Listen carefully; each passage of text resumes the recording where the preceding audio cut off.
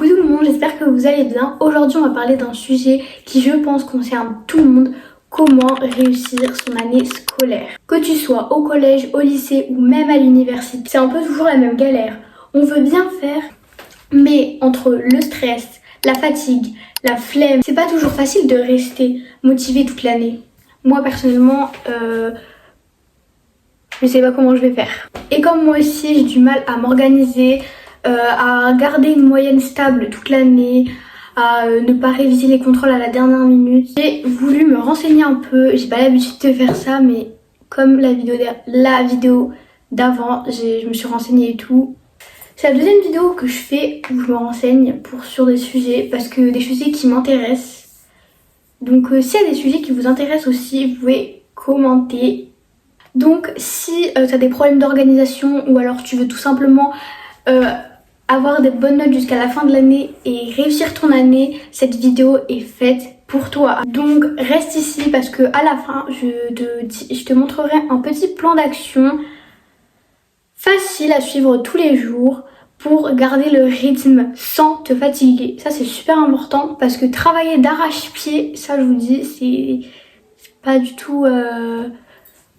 c'est vraiment pas du tout productif parce que si t'en fais beaucoup, à un moment tu vas être fatigué, tu vas en avoir marre, donc tu vas arrêter. Et donc là, c'est à ce moment-là que... Toujours à l'aide de mon iPad, si vous avez vu ma dernière vidéo d'avant, j'avais l'iPad et je l'ai ressorti. Voilà. Donc on va commencer tout de suite avec le sommaire.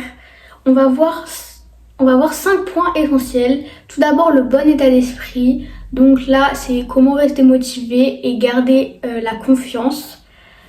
Le deuxième point c'est l'organisation pour pas réviser son examen à la dernière minute et pour ne pas être débordé. D'avoir une soirée entière pour faire 20 000 exercices. Ça je pense qu'on connaît tous.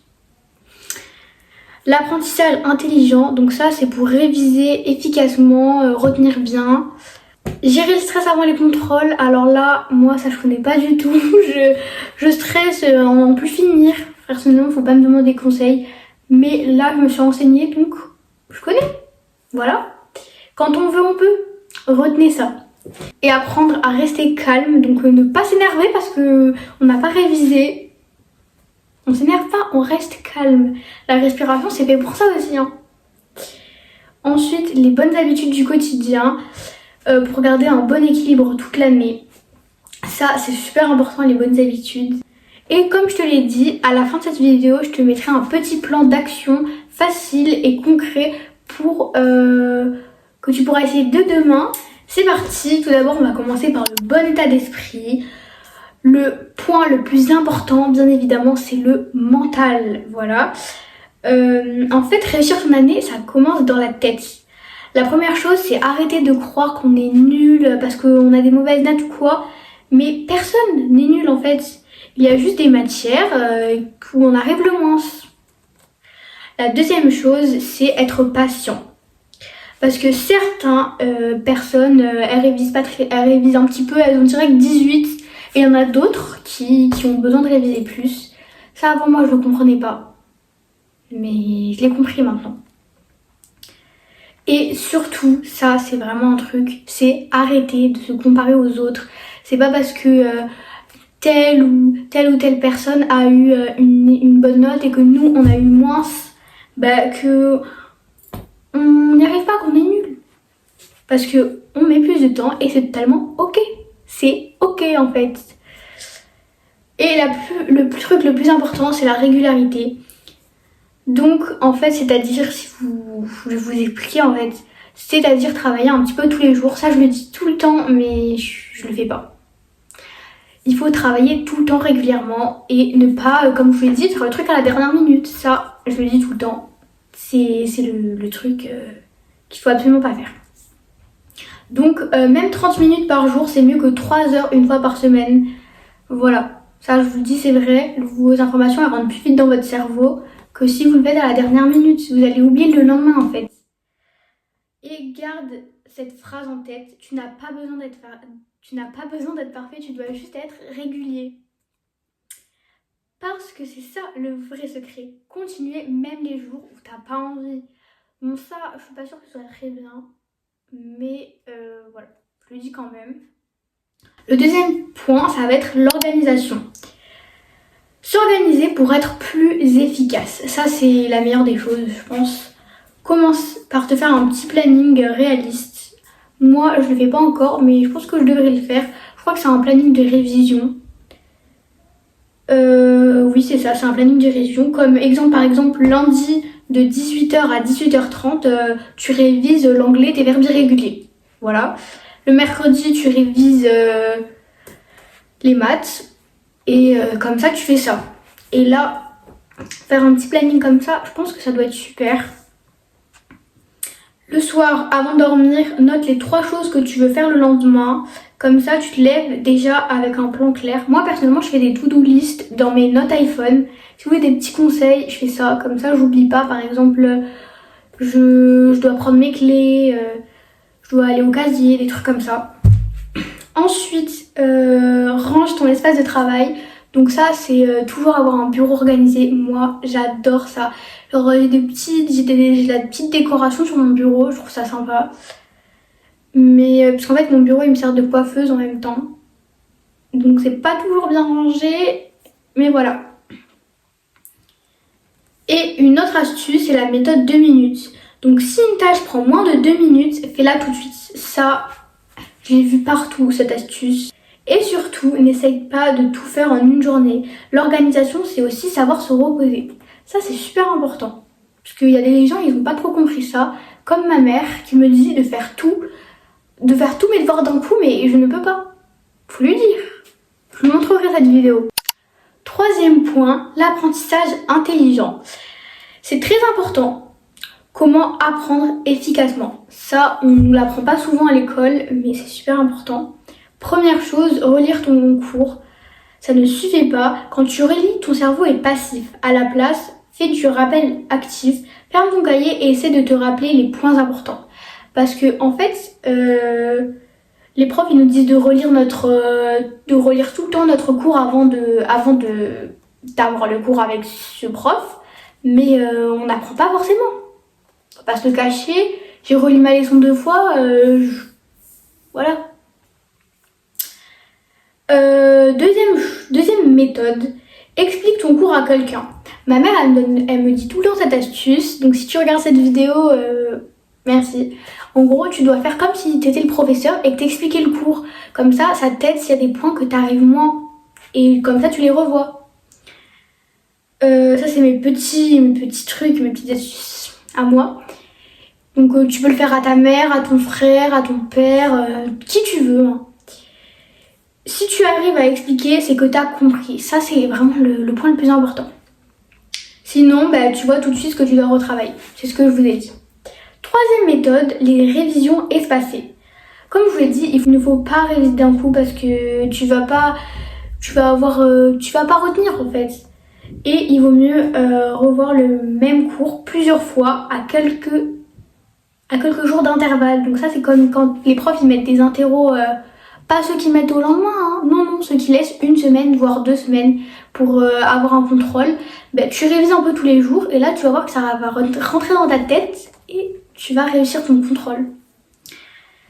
Et varie tes formats, donc les fiches de révision. Les fiches de révision, moi comme ça m'aide beaucoup. Tout ça depuis la 6e. Je crois que peut-être que j'ai pas grand chose, mais regardez. J'ai tout ça depuis la 6e. Depuis la 6e, je fais des fiches de révision et c'est super utile en fait. Sauf quand tu l'as fait, tu mets des petites couleurs, des petits fluos et tu la lis une fois. Là par contre, c'est un peu inutile. Les quiz, les cartes mentales, les vidéos, en vrai tout dépend de quelle mémoire tu as. Il y a la mémoire photographique, ça c'est les gens qui ont beaucoup de chance de l'avoir. Auditive et mouvement je crois. Mais bon, je pense que je les mettrai à l'écran parce que je ne me souviens plus. Il y a aussi les flashcards, si vous ne connaissez pas, c'est tu as une petite carte comme ça et tu mets la définition d'un côté et l'autre le mot et tu révises et ensuite ça va rentrer dans ta tête. Ça c'est super bien. Et c'est aussi la méthode Pomodoro, ça je l'ai vu, je le fais sur mon iPad parfois. Donc c'est 25 minutes de travail donc, et 5 minutes de pause. Mais 5 minutes de pause, je sais pas scroller sur TikTok, non, c'est autre chose, d'accord. Ça t'aide à rester concentré sans te fatiguer. Ça c'est super, on adore en fait. Et un dernier conseil, écris à la main. Quand tu écris, tu retiens beaucoup mieux que quand tu tapes à l'ordi, à l'iPad, au téléphone. En gros, il vaut mieux comprendre et retenir 80% du cours que tout lire sans rien retenir. Quatrième point, gérer le stress et les contrôles. Tout le monde stresse, c'est normal. Mais l'idée, c'est d'apprendre à ne pas te laisser bloquer par ça. Parce que quand tu stresses pendant un contrôle, on me l'a expliqué, que tu retenais moins les choses. Déjà, révise petit à petit, comme je vous l'ai dit. Si tu commences à tes révisions 2 jours avant, forcément, tu paniques. Et là, tu stresses au contrôle. On le sait tous, hein, ça. Le jour du contrôle commence toujours par ce que tu sais faire. Ça te met en confiance, ça c'est très important. Moi je le fais à chaque fois personnellement. Voilà. Et dis-toi que ce n'est qu'un test, pas une fin du monde. Donc ne te mets pas à pleurer, t'inquiète pas, ça va aller. Une note c'est juste un repère, pas une étiquette. C'est totalement vrai. C'est pas parce que t'as eu 13 à ton contrôle de musique là que tu vas finir SDF. Je dis pas quand même que c'est très grave. Donc là on va parler le point 5, les bonnes habitudes du quotidien. Donc déjà le sommeil c'est essentiel. Essaie d'avoir un rythme régulier, par exemple de faire 8 à 10 heures de sommeil. C'est super important, minimum 8 heures. Hein. L'alimentation et l'eau ça compte parce que le cerveau a besoin de alimenter. Faire du sport aussi, c'est pour que le cerveau marche, c'est aussi important, ça je savais pas. Faut faire au moins 15 minutes de marche par jour. Je pense pas que je l'ai fait, mais couper les écrans avant de dormir, moi ça je le fais tout le temps. J'ai arrêté de faire cette mauvaise habitude. Je lis minimum 30 minutes avant de dormir. Et entoure-toi de personnes positives. Alors les personnes négatives qui te rabaissent comme ta famille ou... Les gens qu'on fréquente influencent notre énergie et notre motivation. Ça, c'est super important parce que des gens qui... genre être avec des gens qui nous rabaissent H24, ça doit être insupportable et c'est toxique. Et surtout, garde un bon équilibre, études, repos, loisirs, sorties. Si t'es trop fatigué, t'apprends moins. Ça c'est très important parce que si tu vas au collège avec 5 heures de sommeil, ben, ton cerveau va marcher plus lentement que si t'avais 9 heures de sommeil. Pour la conclusion et le plan d'action que je vous ai dit au début qu'il y aurait un plan d'action, on a vu les 5 grands points pour réussir ton année. Le bon état d'esprit, l'organisation, l'apprentissage intelligent, la gestion du stress et les habitudes du quotidien. Et comme promis, voici ton plan d'action, 5 minutes par jour, 1 minute pour te rappeler tes objectifs du jour, 3 minutes pour réviser un mini point de cours. Bon, je pense que ce sera un peu plus de 3 minutes parce que en 3 minutes on révise pas trop. Et 1 minute pour noter ce que t'as bien fait aujourd'hui. Donc c'est un peu comme faire du journaling. Dans des petits carnets comme ça, moi je fais des to-do lists. Donc par exemple, je note mes journées, etc. Et je fais des petites to-do lists. Donc c'est des pages comme ça. C'est des petites pages. Donc je peux noter un peu tout et j'en ai plusieurs. Je fais ça depuis que je suis petite du journaling. C'est très important. D'ailleurs, si vous voulez, je peux faire une vidéo à propos de ça. Vraiment, les petits carnets comme ça, c'est super pour mettre ses to-do list, ses gratitudes. Après, si vous voulez, il y a plein de vidéos sur YouTube qui nous disent un peu comment faire du journaling, qui nous expliquent ce que c'est, etc. Alors, ça paraît rien, mais sur un mois, c'est beaucoup. Et surtout, retiens ça, tu n'as pas besoin d'être le ou la meilleure, tu dois juste avancer un peu chaque jour. Ça c'est super important scolairement. Alors cette vidéo touche à sa fin. Si la vidéo t'a plu, pense à laisser un petit like si t'aimes bien ce genre de vidéo et à t'abonner si c'est pas encore fait. C'est gratuit encore une fois. Ça m'aide beaucoup puisque je débute sur YouTube.